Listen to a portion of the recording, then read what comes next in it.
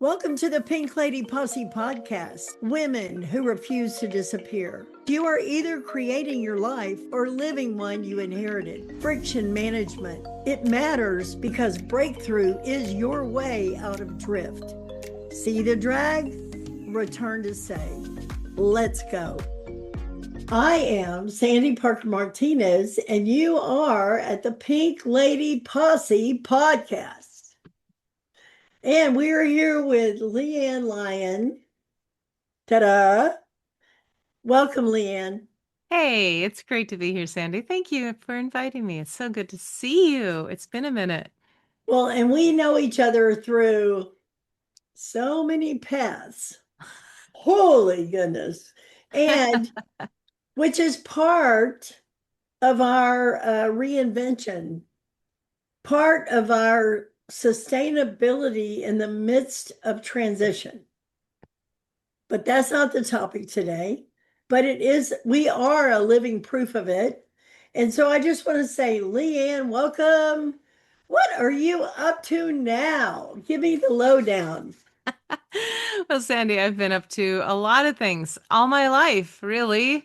In fact, one of the things I'm most excited about is I am this close to having my book online. Woohoo! My the book that I told the librarian when I was 6 years old that I was going to write a book someday. It only took me 50 years. You're only 50? 56. Okay. I turned 70. I turned 70 last week, and I'm like, you look good for 50. And better You, for 56. you look good for 56. So, first of all, I'm just going to bracket that and say, you told a librarian you were going to write a book. When I was 6. Now, what is it like to write a book 50 years later? It's a little bit of emotion and yet for me and with my journey, I just feels like I knew. Think about this, Sandy. When I was 6, when you were 14, there were whatever, 20. There was nobody videotaping that moment. There was nobody recording it. There was no social media saying, "Isn't this cute? Our daughter said she's going to write a book." It's all in here. It's been stored in here my whole life. I have felt this call to write a book. I remember feeling it in high school, in college, like all my life. Is this the book that I thought I was going to write? Actually, no. I always thought it was, in high school, I was going to be the greatest American novel. And I just don't, novel writing isn't really my thing, turns out. And so I just didn't know what book it was going to be. And then a couple months ago, I was in a meeting and somebody said, "Hey, we're looking for sponsors." And I said, "Huh, that would be interesting. God, what can I do to sponsor this great event? I want to be part of it." And he said, "Books." And I said, "Huh, books. Okay, yeah, I have a lot of books. I could put together a bundle of books." And then it just very quickly evolved into my book as being part of the bundle. And I didn't have one yet. Um, And then at almost the same week, I got invited to do a speaking event coming up in June for a real estate investors association in Wisconsin. And so I thought, oh, great. So I'm picturing, I'm like, okay, I got to put slides. I have to put the whole thing together. I have to have an outline. Wouldn't it be great to have a book to sell at the end of the Hello. event? So there I was, two for two. And I woke up, I think, at 2 o'clock in the morning on a Friday with the whole first chapter written in my head. I went downstairs, started a fire, and started recording. By Sunday night, I had the 5 chapter book written and the appendices pretty much put together, and voila. It's been a lot of editing ever since, but I'm very proud of what I've put together. And most importantly, the people that I think I'll be able to reach and the change and impact that I'll be able to have in a world that just needs that right now. I've been working on my book and I'm on chapter 9. And here's the thing. when you have something to say, we often say, "Oh, who wants to hear that?" Or it's, it's just another book. It's just another book. But when it's in your heart and it's your book and it's what you have to say, it really matters. Yeah. Yeah. And I ran, the book took on a little, as I think they often do, took on a bit of a life of its own because I dictated the what I was doing. I had the outline, but I dictated it.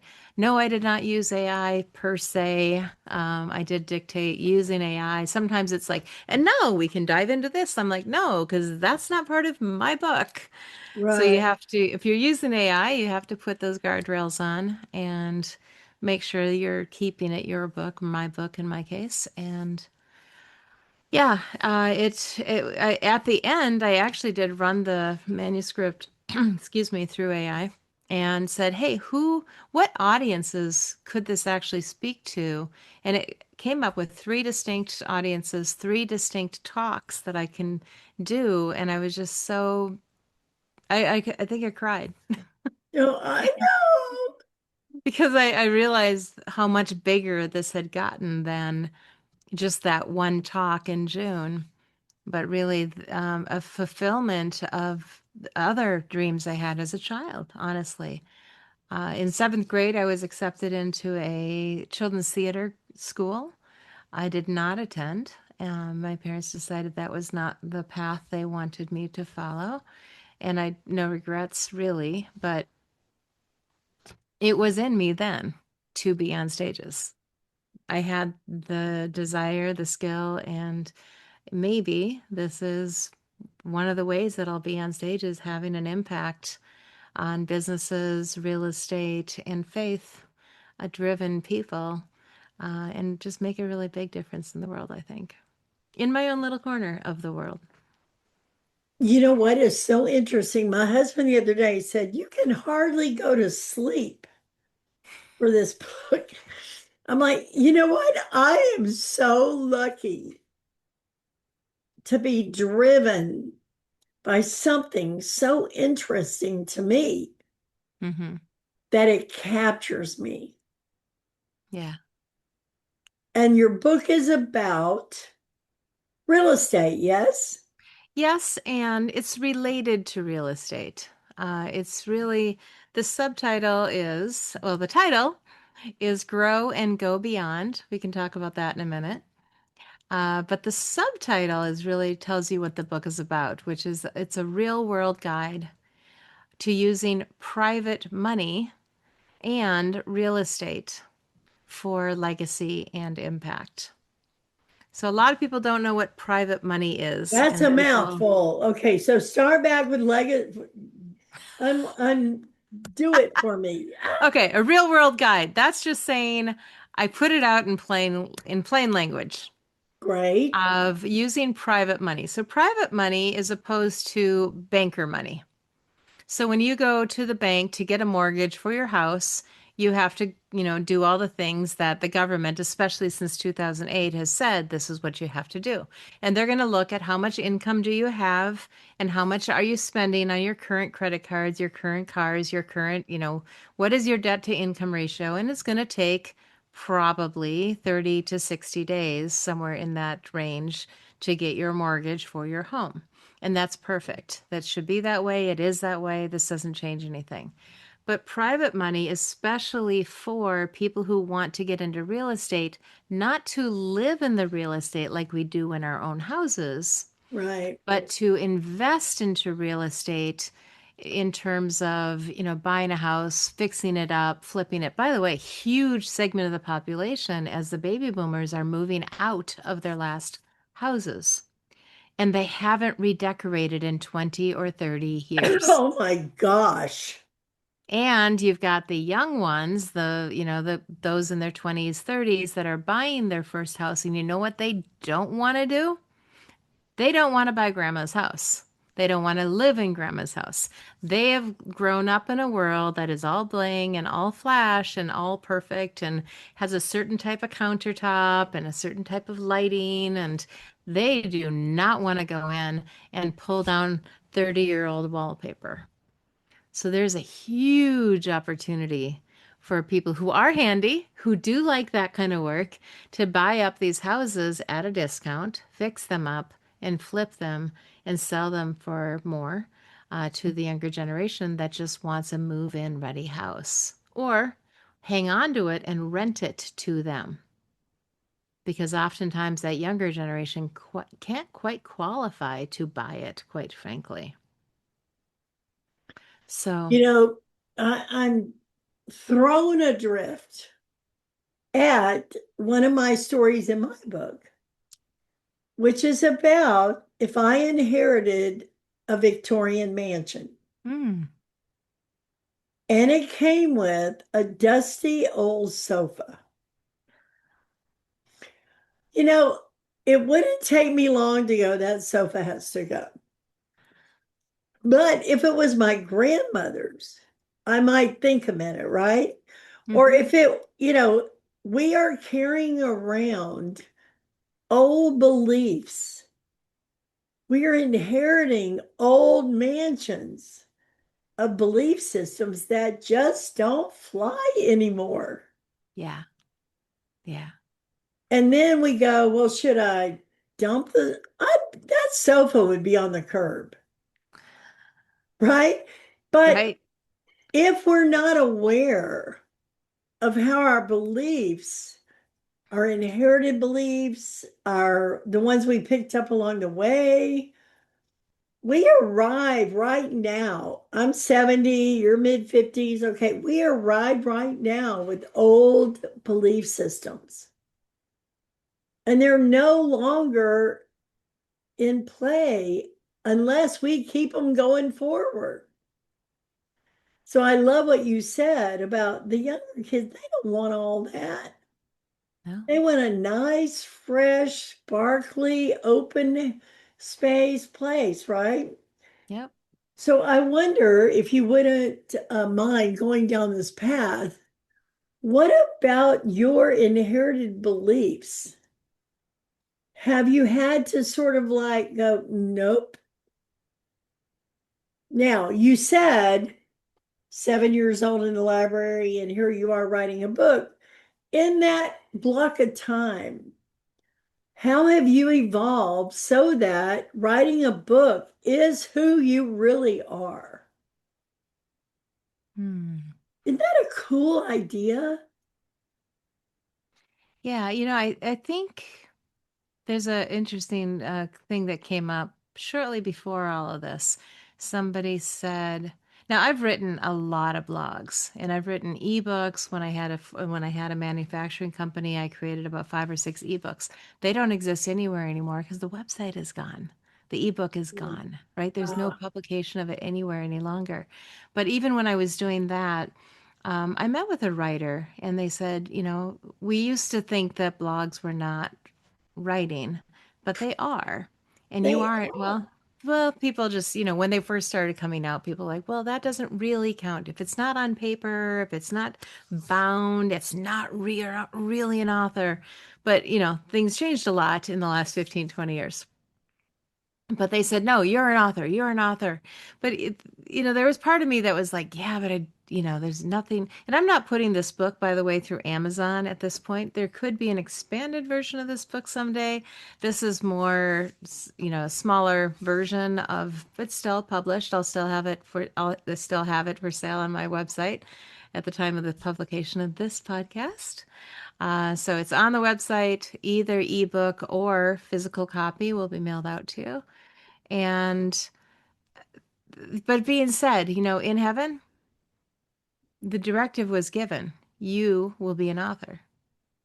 And so I'll either be an author in heaven because I did publish, or I'll be the person who didn't publish author in heaven. My choice. Was I going to be obedient to the call to be an author, or was I going to be the one that did one of the ones, because there's many of us, who aren't obedient, who don't follow through on the directive, the call that we have on our lives. And in this case, this came up this way that I am grateful that I'm obedient to the authorship.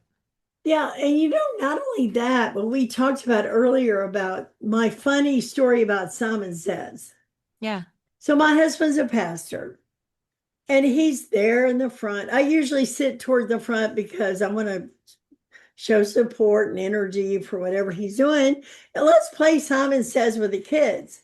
He goes, oh, Simon Says, touch your head. And I touch my head. Simon Says, touch your nose. And I go, oh, Simon didn't say. Quick question. Have you noticed how easy it is to drift through this season of life? Not unhappy, just slightly checked out. Yeah, that. At Think Pink, we don't fix women. We help them come alive again. Honest conversation. Easy occasions for discovery. No duct taping a smile over burnout. No reinvent your entire life by Tuesday. Just people who care and gentle nudges that help you feel like yourself again. I mean, the truth is, you can't be your best self by yourself. If that sentence made something in you nod, we made a free Think Pink starter gift just for you. Come take a look. No fixing, just connection. Go to pinkladyposse.com and click on Think Pink. Stay awake to your own life and not alone. Simon didn't say. And I'm like, what is it that makes me touch my nose? Even when I know the game. Like, it's so much automatic. Before we even have the space to choose, we go, whoop, touch my nose. So one of the chapters in my book is going to be smart women touch their nose. But when I'm looking at you and what you said about being a writer, me over here being a writer, we live in this ecosystem of don't do that. That's not you. Do you run into that? Not only with you, but I know a million women.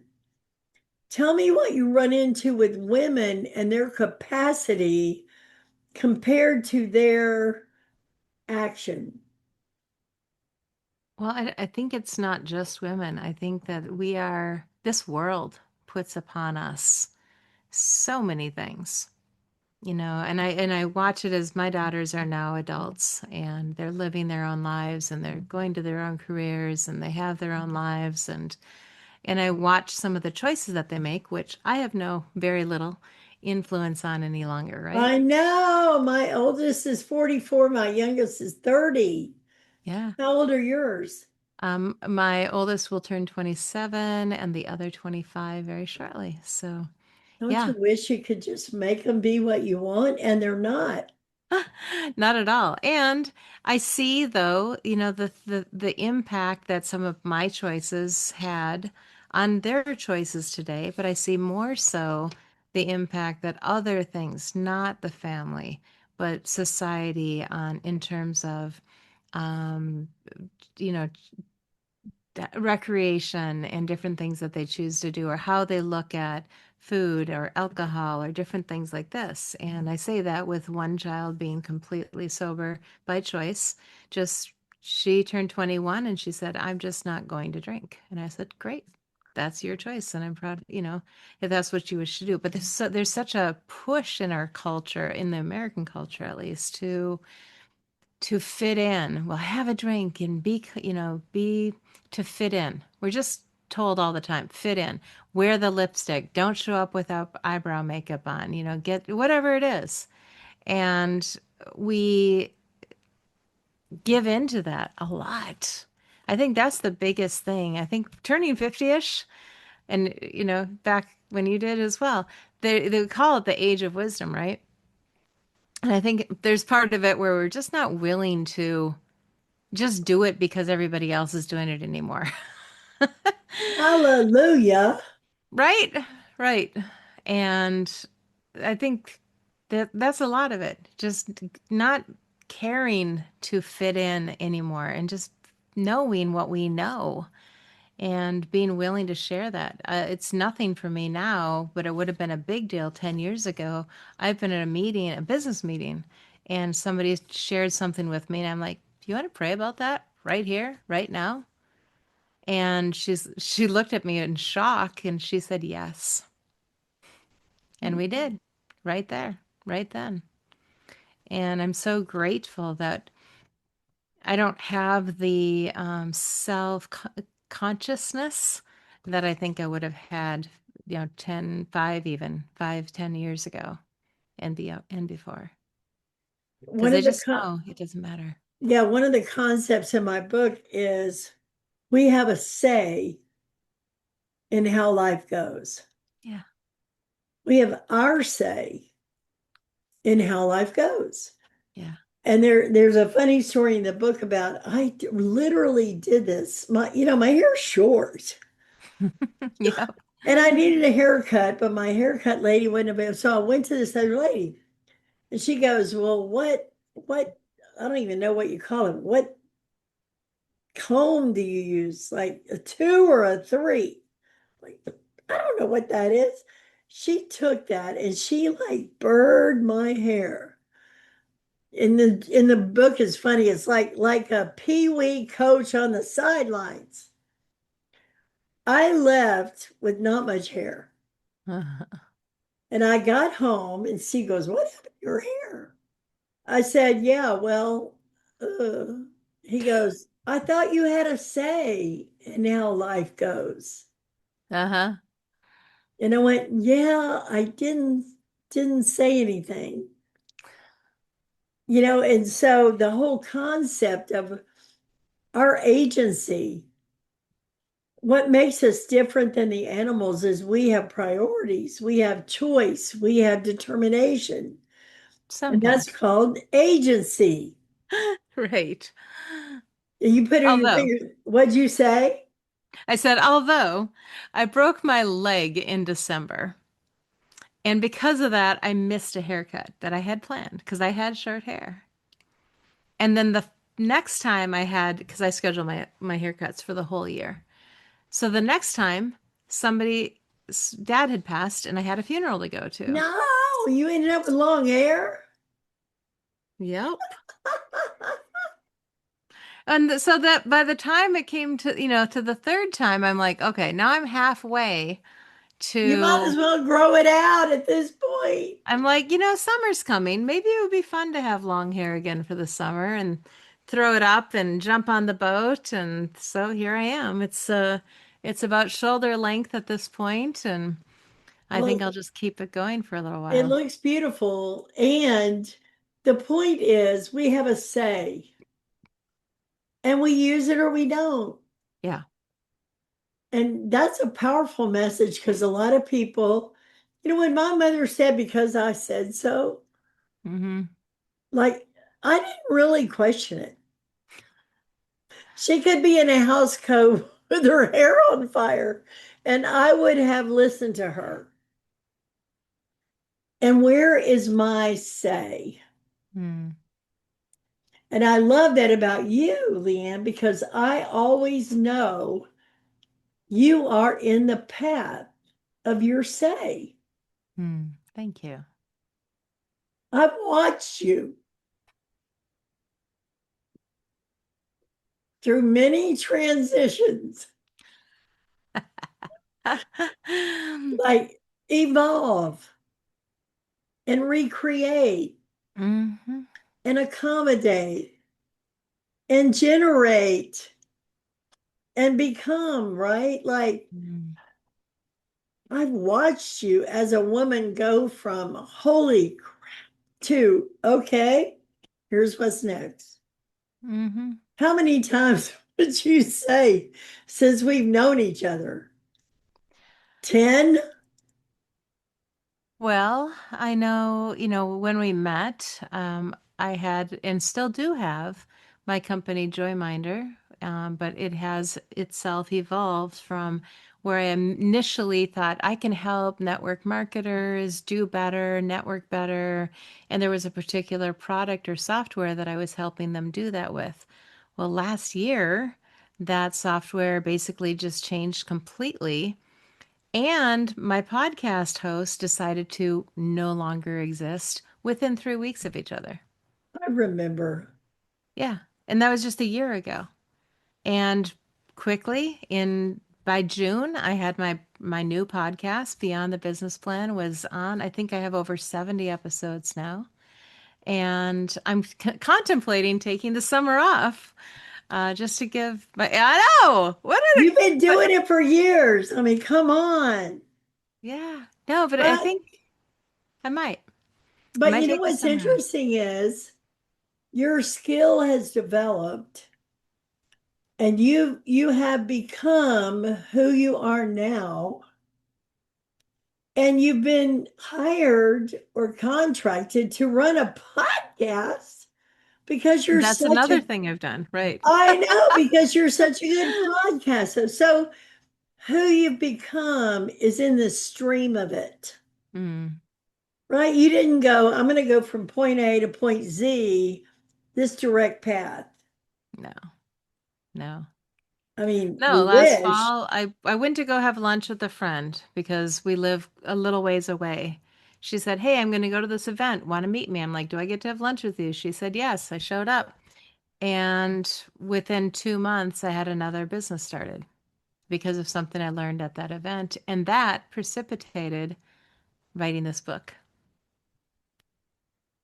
Thus, serendipity, and you were in action. Yep. Had you not gone, Hmm. had you said, nah, I don't feel like it, Yeah. right? So here's your one big shot, Miss LeAnn. If you were going to say to women, like, this is what I would say, this is what I would tell you, what is your one big push, your one big thought, your one big, can I give you this? Like, what would it be coming from you, LeAnn Lyon? Do you know? I do know. Absolutely. I firmly believe that we all have purpose. We all have purpose. We were given a purpose. There was a purpose set inside of us before we were even a twinkle. We've always had a purpose. And that purpose, I believe, shows up young. Look to your childhood. Look to the things that you loved to do that made you happy and evaluate would doing something along those lines be what I'm really called to be doing? Because what I've discovered with my Joyminder company is that people burn out. I think people pick a college degree for one of three reasons: to either tick mom off, make dad happy, or make money. And they're 20 years old, their frontal lobes are 5 years or more away from being fully developed, and they go into a career for one of those reasons. And it took me 5 years to burn out. Other people stick with it 10 years, 20 years, 30 years. They're in their 50s going, what am I doing? And I think that we have this change in our 50s where we say, enough. I am not living out that calling on my life. You need to live out your calling. Just like I said, I believe that written in the book, it says LeAnn, the author, and I have to live that out. And when I do, I'm happiest. I have joy. I have purpose. Retirement is not in the Bible. There is no such thing. You have purpose, and when you no longer have purpose, you're no longer here. And that's how it works. When people retire, they lose their purpose. And how often do people who have recently retired die? Oh my gosh, my husband retired. He died within 2 years. And Purpose. and I am so thrilled that I can hardly fall asleep because I am so excited about my life. Yeah, I me can too. hardly stop writing because, 5 more sentences. Yeah, That is life. that's living. That's purpose. Find your purpose, live your purpose. That's my nugget to everyone. Oh, well, thank you, LeAnn. I knew I would love this time because being with you is a present. Mhm. And, it's such an important message for women to hear that I'm all about women, but human beings need meaning to give juice to life. And if you don't, I'm just going to say this to anybody listening, if you don't think you have meaning or you don't have juice, you should call me. You should reach out to LeAnn because you know what? We are entirely about you having a life you love. Yes, indeed.